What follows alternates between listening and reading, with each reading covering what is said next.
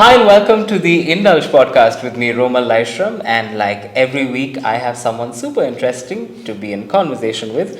Today, I'm in conversation with one of my favorite filmmakers, someone I have been following for several years from the LGBTQIA community, making amazing films, and who has finally been recognized by an international audience at Sundance. Welcome to the conversation, Rohan. Thank you. I must start this interview by first of all asking you what happened at Sundance and what was that beautiful recognition that you got. So what happened was first that they invited us in the competition section, which was a big surprise when Yes. because we didn't know that if they will select us in competition. Like I was wondering, Sundance में screen भी हो गया, it's enough for me. But then they said no, they have selected us in competition section. Oh, They only screen 10 films from world cinema, and we were one of them. Amazing. And that was a big thing.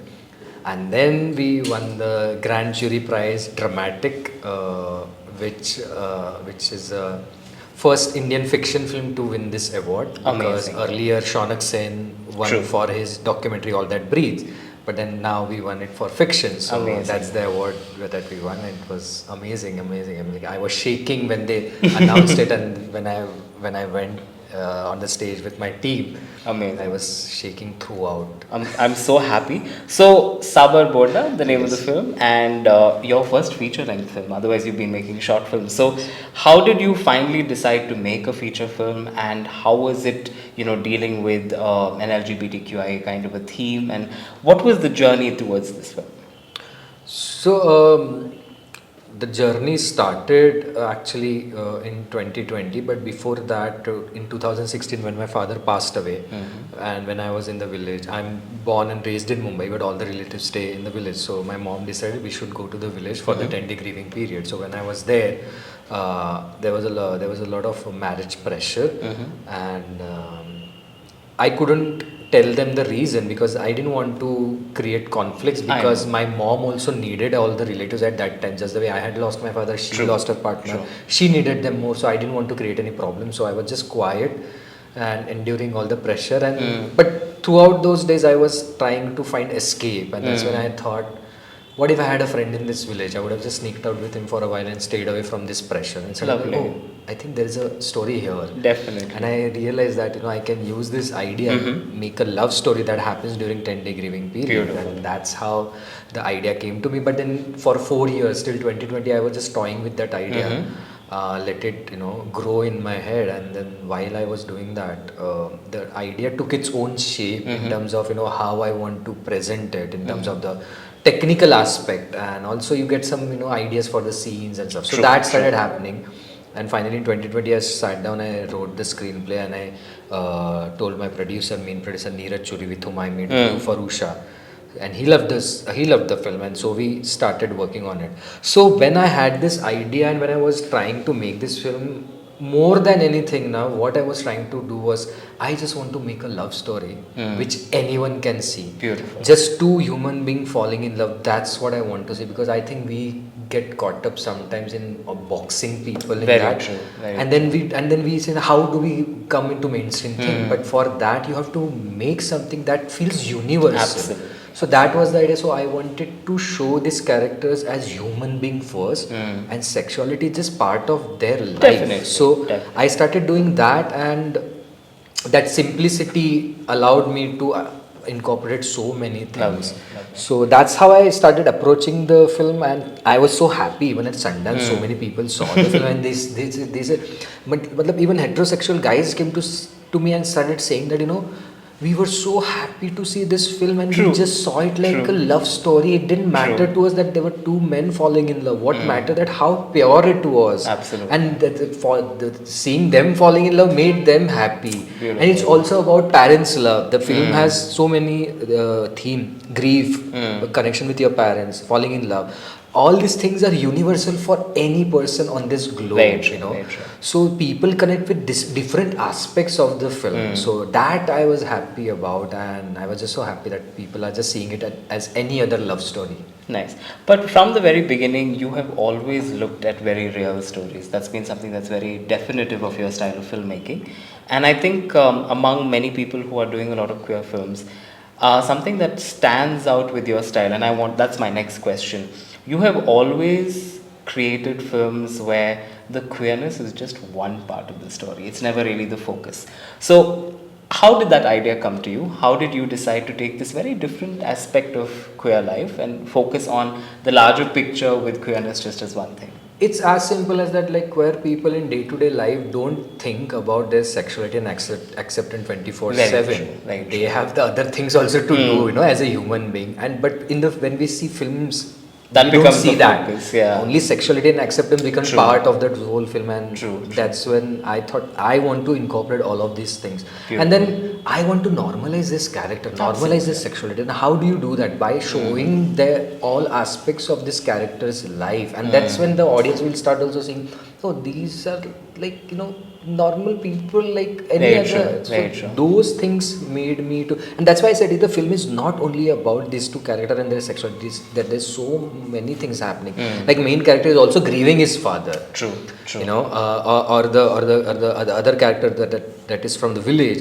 He's trying to make his living. He doesn't have a job. He doesn't have farm. So he's like trying to find odd jobs and trying to earn money and stuff. So there are so many aspects of one person's life, and I just wanted to incorporate all of this to make them look like human beings trying to navigate their life through all of this. And this has continued throughout all your cinema. It's I think, your definitive style.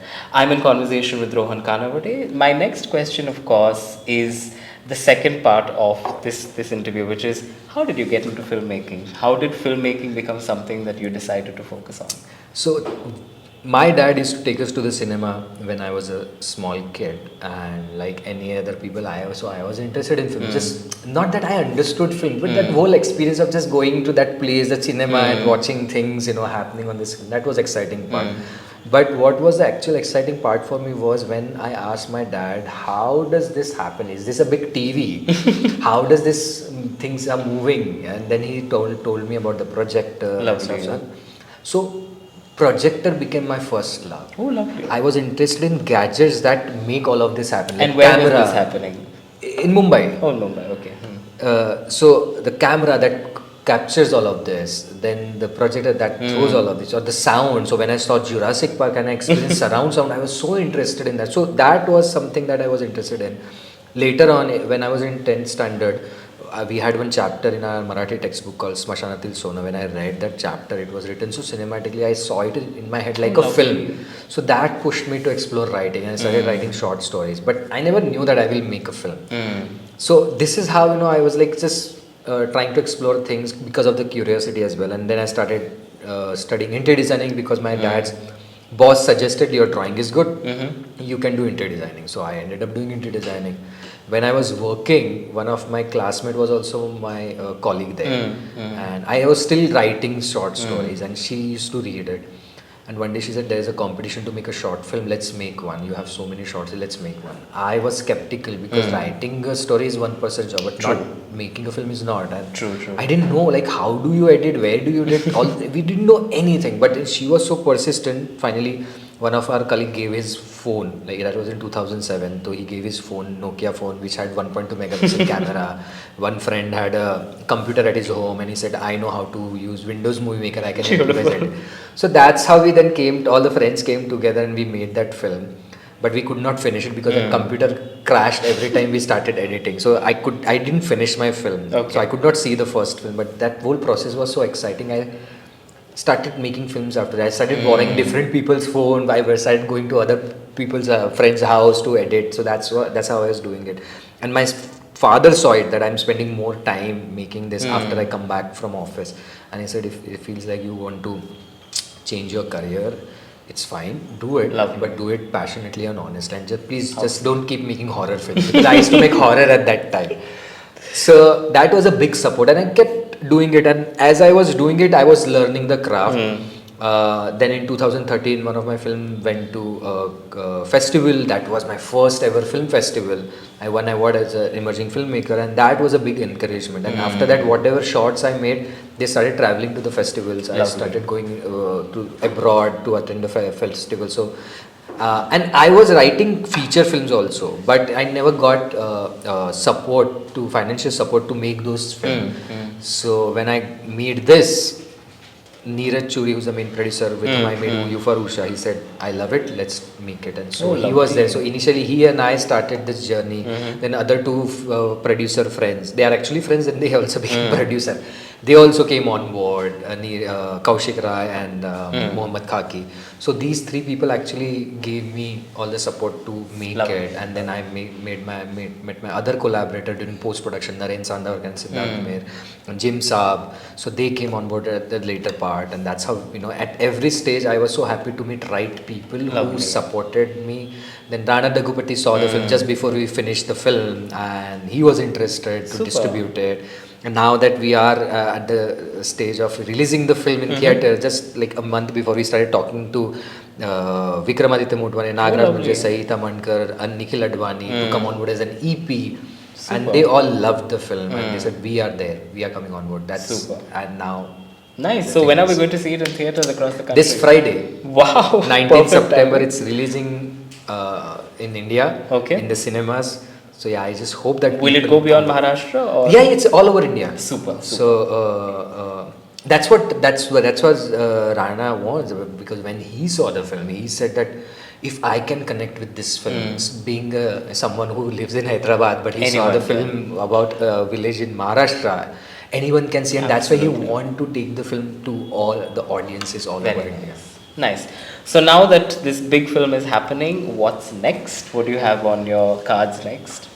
The next idea is in my head, which I'm giving its own time to take its own shape. So, and now even with this film, we are still working on the film. Like this release is also a big work, so it's still going on. So I want to completely get free from it so that I can completely give my time and energy to the next one. Nice.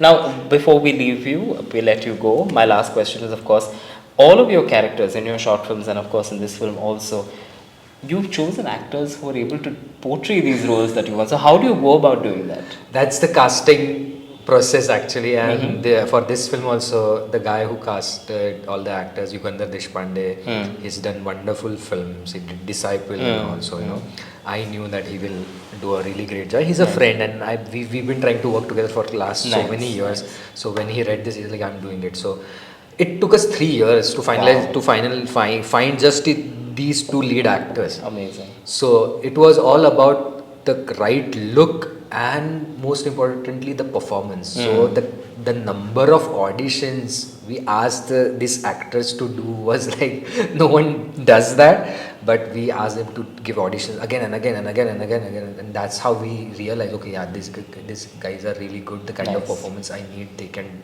do it. And they actually, the whole cast is a theatre actors. No wonder. No one is non-professional actor. They are all theatre actors, but I wanted actors from the same region where I'm shooting the film because the look, the dialect, and the body language was important to me, and that's why we did that, and that's why the kind of performances we got because of that. And Yugandhar Deshpande, he's the man. On that wonderful note, we come to the end of this conversation. Thank you so much for your time. Thank you. And audience, please go watch the film. It's releasing in theatres near you this Friday, but will be running in theatres for a long while, we hope. I hope so, yes. We hope it makes the money it deserves. Yes. Do support great cinema, and thank you so much for your time, Rohan. Such a pleasure talking to you. Thank you for being on the Indulge podcast. Do tune in next week for an equally interesting conversation. This is Romal signing out. Bye.